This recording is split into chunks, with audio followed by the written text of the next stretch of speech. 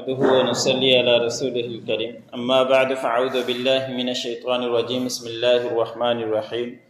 اولئك الذين طبع الله على قلوبهم وسمعهم وابصارهم واولئك هم الغافلون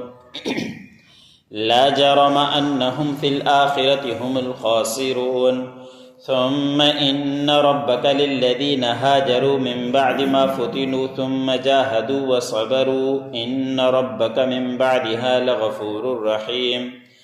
يوم تأتي كل نفس تجادل عن نفسها وتوفى كل نفس ما عملت وهم لا يظلمون۔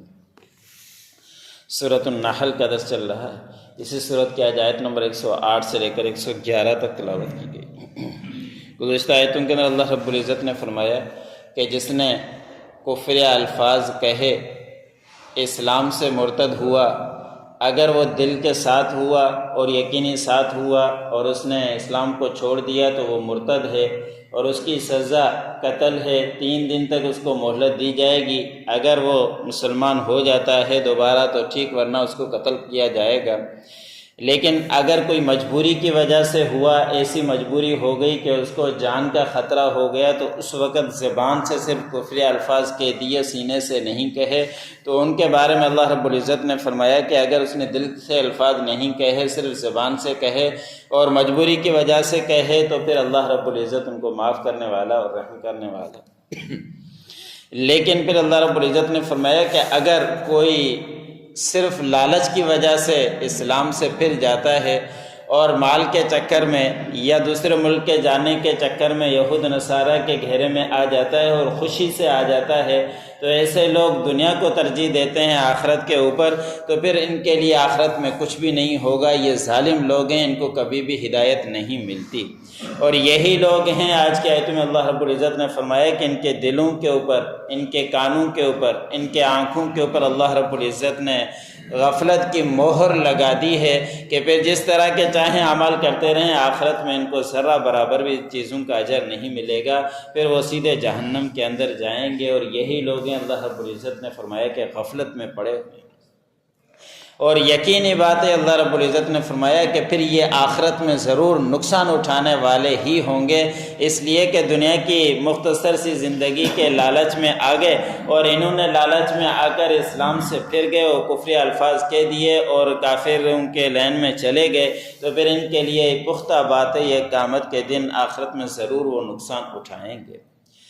پھر اللہ رب العزت نے اگلی آیت میں فرمایا کہ اگر کوئی مجبور کیا گیا تھا اور مجبور ہو جانے کے بعد اس نے پھر دوبارہ کلمہ پڑھ لیا اور صرف مجبوری کی وجہ سے، سخت مجبوری کی وجہ سے، اپنی جان بچانے کی وجہ سے اس نے الفاظ کہے تھے، اس کے بعد جب راہ راست پر آ گیا، پھر اللہ کے راستے میں ہجرت کی اور کہ فتنے کے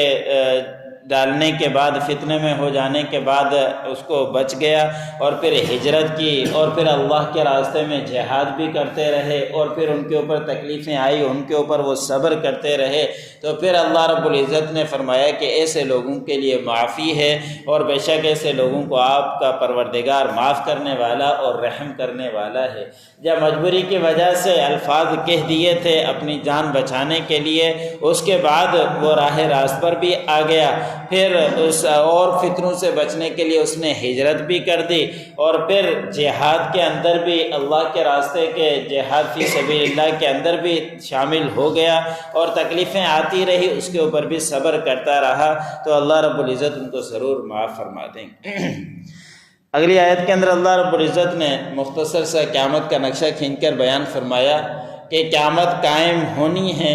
اور وہاں پہ ہر نفس اپنے نفس ہی سے جھگڑا کرے گا اور وہاں پہ ہر نفس کو پورا پورا بدلہ ملے گا۔ یہاں انسان جس طرح چاہے زندگی گزار لے، لیکن قیامت کے دن بڑا نقصان کا سودا اٹھانا پڑے گا۔ حدیث مبارک میں آتا ہے کہ نبی کریم صلی اللہ علیہ وسلم نے فرمایا کہ قیامت کے دن ہر انسان کو ایک ایک نیکی کی قدر ہوگی اور اس وقت اپنا دنیا کے اندر جگری دوست بھی ساتھ نہیں دے گا، جو یہاں ایک دوسرے کو جان دینے کے لیے تیار ہو جاتے ہیں، لیکن اللہ رب العزت نے فرمایا کہ قیامت کے دن کوئی کسی سے پوچھنے والا بھی نہیں ہوگا۔ یہاں تو ڈالروں کی اور رقم کی فکر ہوتی ہے کہ وہ بڑھ جائے، لیکن قیامت کے دن نیکیوں کی فکر ہوگی کہ نیکیاں ہماری کسی طرح بڑھ جائیں۔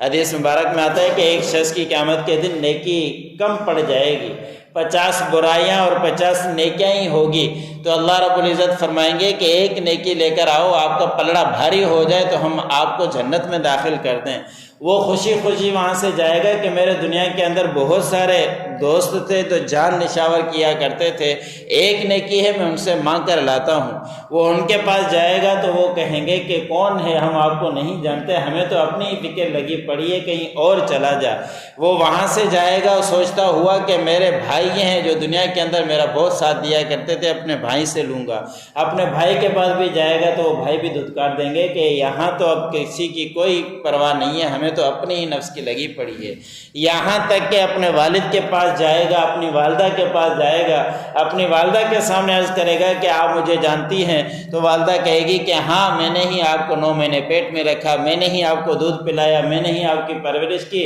لیکن یہ نیکی میں نہیں دے سکتی، آپ کہیں اور جا کے اپنا ہی معاملہ بندوبست کر لو۔ اس وقت ہر نفس کو اپنی نفس کی لگی ہوگی۔ اللہ رب العزت نے فرمایا کہ یوم یفر المرء من اخیہ و امہ و ابیہ و صاحبتہ و بنیہ، کہ قیامت کے دن ہر شخص دوسرے سے بھاگے گا، ماں اپنی اولاد سے بھاگے گی، اولاد اپنے والدہ سے بھاگیں گے، اور بھائی اپنے بھائی سے بھاگیں گے،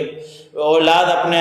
باپ سے بھاگے گی، والد اپنے اولاد سے بھاگے گا، ہر کسی کو اپنی نفس کی لگی ہوئی ہوگی۔ اس لیے فکر ہمیں آخرت کی کرتے رہنی چاہیے۔ یہاں ایک ایک نیکی اگر کما کر جائیں گے تو پھر قیامت کے دن نقصان نہیں اٹھانا پڑے گا۔ کچھ دن پہلے بھی عرض کیا تھا کہ جو سلام ہے السلام علیکم ورحمۃ اللہ وبرکاتہ، 30 نیکیاں اس کے اندر ملتی ہے، لیکن ہماری زبان سے یہ نکلتے نہیں ہیں۔ ہم تو ان کو کہتے ہیں جن کے ساتھ جان پہچان ہو، ان کو کہا جاتا ہے، دوسروں کو چھوڑ دیا جاتا ہے۔ جان پہچان ہو نہ ہو، یہ نیکیاں حاصل کرنے کا وقت ہے، موقع ہے۔ جو جہاں ملے اس کو سلام کر دینا چاہیے۔ وہ جواب دے گا تو اس کو اجر ملے گا، اگر نہیں دے گا تو تمہیں تو اس کا ضرور اجر مل گیا کہ معمولی سے الفاظ کہہ دیے تو تمہیں 30 نیکیاں مل گئی۔ اور یہ سلام کرنا کوئی معمولی چیز نہیں ہے۔ حدیث مبارک میں آتا ہے کہ جو گھر کے اندر داخل ہو اور گھر کے اندر السلام علیکم پڑھ لے اور 3 قل هو اللہ احد پڑھ لے، اس کی روزی کے اندر برکتیں آ جائیں۔ ہم گھر کے اندر بھی داخل ہوتے ہیں کہ ماحول نہیں بناتے،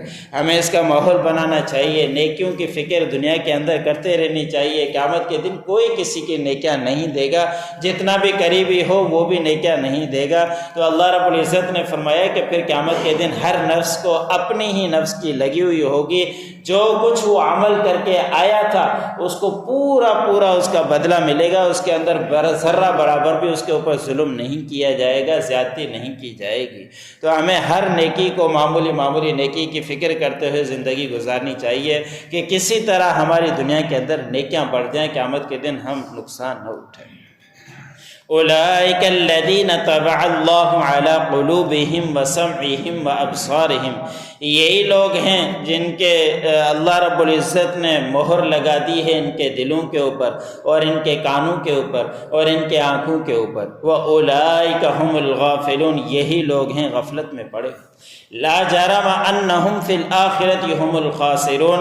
یقیناً پختہ بات ہے کہ بے شک آخرت میں یہی لوگ نقصان اٹھانے والے ہوں گے۔ ثم ان ربک للذین ہاجروا من بعد ما فتنوا ثم جاہدوا وصبروا، پھر بے شک آپ کا پروردگار ان لوگوں کے لیے جنہوں نے ہجرت کی فتنے میں ڈالے جانے کے بعد پھر انہوں نے ہجرت کی،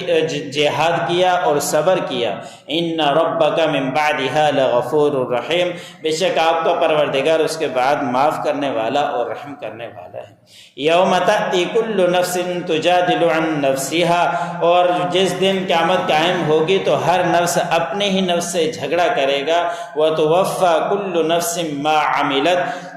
اور پورا بدلہ ملے گا ہر نفس کو جو کچھ اس نے عمل کیا۔ وہم لا یظلمون، اور اس کے اوپر ذرا برابر بھی زیادتی نہیں کی جائے گی۔